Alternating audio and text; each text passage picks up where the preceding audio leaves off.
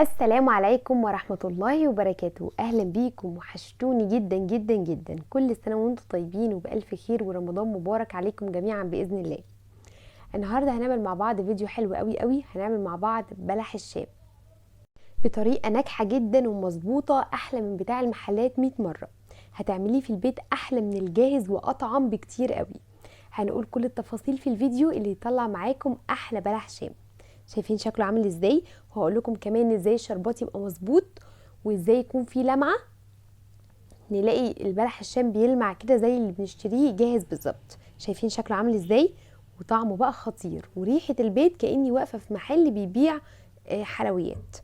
يلا بينا نسمي بسم الله ونصلي على اشرف خلق الله عليه افضل الصلاه والسلام. وتعالوا نشوف هنعمل بلح الشام الحلو قوي قوي ده ازاي. بس اهم حاجة نلتزم بكل الخطوات اللي هنقول عليها عشان بلح الشام يشرب معانا الشربات ويكون مظبوط بالظبط. بس قبل ما نبتدي الفيديو، لو اول مرة بتشوفوني ما تنسوش تشتركوا في القناة وتحطوا لايك للفيديو ده لو عجبكم. ويلا بينا نبدأ في الطريقة بتاعتنا على طول. شايفين شكله عامل ازاي؟ بجد تحفة جدا.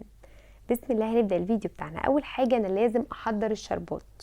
شربات تقيل بارد. انا معايا هنا كوبايتين من السكر، يعني بمقدار نص كيلو من السكر لاني انا مستخدمه الكوبايات المعياريه. وكمان معايا كوبايه ونص من الميه، وهحط عليهم معلقه كبيره من عسل الجلوكوز التقيل اللي هو بتاع الحلواني، بيبقى حلو قوي قوي. ما عندكيش استخدمي عسل نحل، ما عندكيش اعصري عصره ليمونه وخلاص، يعني مش محتاجين اي حاجه تاني. تمام، ما توقفيش نفسك على حاجه معينه. ده الشربات، ولازم الشربات يتعمل اول حاجه علشان يبقى تقيل. خلاص، وارفعه على النار بقى لمده 10 دقايق لحد ما يتقل، واسيبه يبرد او احطه في التلاجة يكون افضل. هنا العجين بلح الشام. انا معايا هنا حله رفعها على النار، هحط فيها كوبايه من الميه وربع كوبايه من الزيت، زيت الاكل العادي جدا. يبقى كوبايه من الميه عليها ربع كوبايه من الزيت، وعليهم معلقتين كبار من السكر. السكر هيدينا اللون الموحد الحلو بتاع بلح الشام اللي شفناه في اول الفيديو. تمام، اسيب بقى الميه دي براحتها تغلي على النار. اهم حاجه ان الميه دي تسخن وتغلي كويس جدا.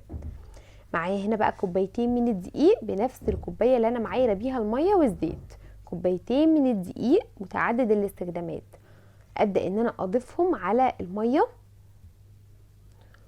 وابدا بقى ان انا اقلب وهي على النار. اقلب في العجينه كده وهي على النار لحد ما الدقيق يختفي تماما، واسيب بقى العجينه تبرد خالص. انقل العجينه في طبق واسيبها تبرد عشان ابدا اضيف عليها البيض. انا معايا بيضتين يكونوا بدرجه حراره المكان. خلاص، لكل كوبايه من الدقيق بيضايه، وهحط عليهم كيس من الفانيليا. اهم حاجه كيس الفانيليا عشان زفاره البيض. لحد ما العجينه تبقى معانا بالشكل اللي حضراتكم شايفينه ده. العجينه طريه بس في نفس الوقت مش بتلزق. العجينه طريه بس في نفس الوقت ماسكه نفسها، عشان تفضل محتفظه بالنقشه بتاعتها وهي في قلب الزيت. هجيب كده جزء من العجينه وابدا ان انا احطها في كيس الحلواني. طبعا البلبله اللي هي المعروفه بتاع كيس الحلواني اللي انتوا شايفينها دي. خلاص، يبقى القمع اللي هو بتاع بلح الشام اللي حضراتكم شايفينه ده. خلاص، ويكون طبعا القمع على حسب ما انتوا عايزين حجم وحده بلح الشام. طبعا معايا هنا زيت بارد بارد بارد بارد تماما، وبعدين ابدا ان انا اقطع فيه بلح الشام. بلح الشام لو اتحط على زيت سخن هيبوظ. تمام، لازم يكون الزيت بارد، وابدا ان انا احطه على نار متوسطه. ارفعه على نار متوسطه، هتلاقيه بقى بدا ان هو يطلع لفوق كده وينفخ وينفش كده زي ما انتم شايفين كده. بلح الشام بتاعنا نجح. ده السر اللي يثبت لي ان بلح الشام بتاعي ناجح والعجينه مظبوطه بالظبط. هتلاقي بلح الشام بقى بينفخ في الزيت وبقى فظيع زي ما انتم شايفين كده. اهم حاجه بقى ان درجه الحراره تكون متوسطه مش عاليه قوي، عشان بلح الشام يبقى ناشف، يعني يبقى مقرمش شويه، وكمان ياخد لون موحد. بشيله من على الزيت على طول من النار، ابدا ان انا احطه في الشربات. والشربات تقيل بارد.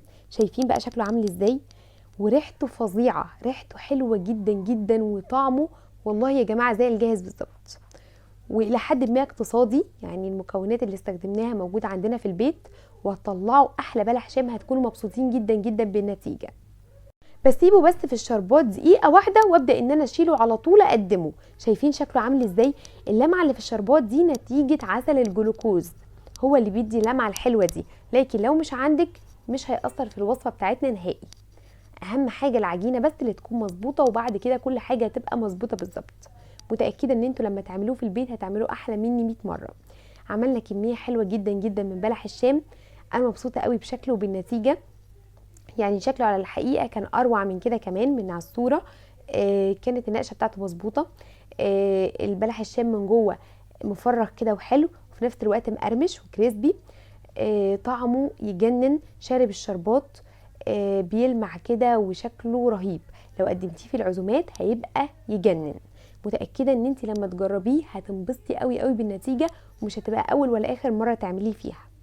وبس كده الفيديو بتاعنا خلاص خلص. لو عجبكم ما تنسوش تعملوا لايك للفيديو واشتراك في القناه وتفعلوا زر التنبيه عشان يوصل لكم اشعار بكل وصفه جديده انا بنزلها. وكل سنه وانتم طيبين وبالف خير، ويعود عليكم الايام الجميله دي وانتم بالف صحه وسعاده. السلام عليكم.